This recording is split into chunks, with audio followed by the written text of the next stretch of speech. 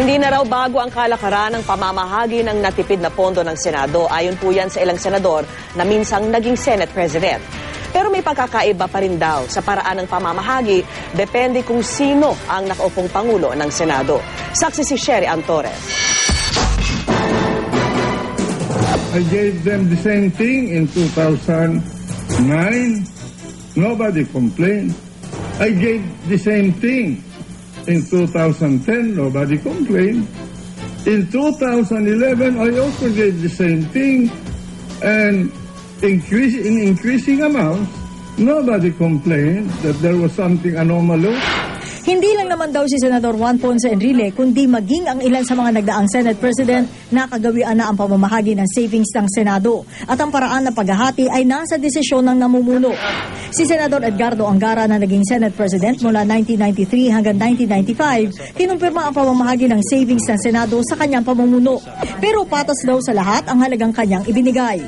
You would have added up already the expenses for the year and you will find that the budget given to you is more than your expenses, and therefore, as a matter of fairness, you allocate it as far as I remember equally.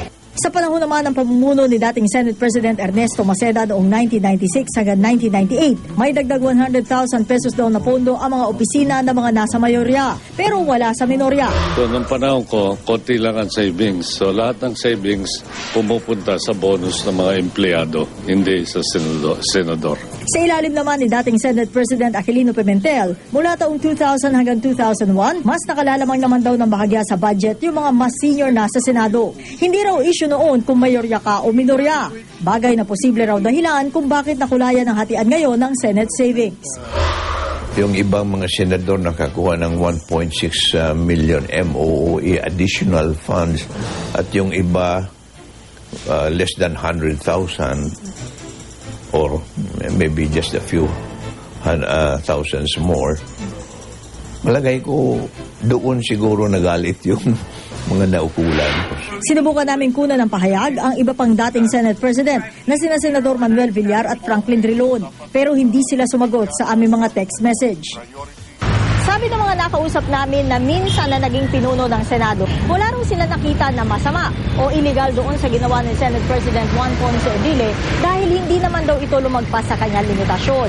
Pero ngayong may sinasabing lumabas na pondo mula sa kaban ng bayan, ang mas dapat daw natignan ngayon ay ang accountability. It is now up to every senator to account for that. And I'm saying this including my son who happens to have received that amount. Because that is not personal money of anyone. Pera ng bayan yun eh. Ako si Sherry Ann Torres, ang iyong saksi.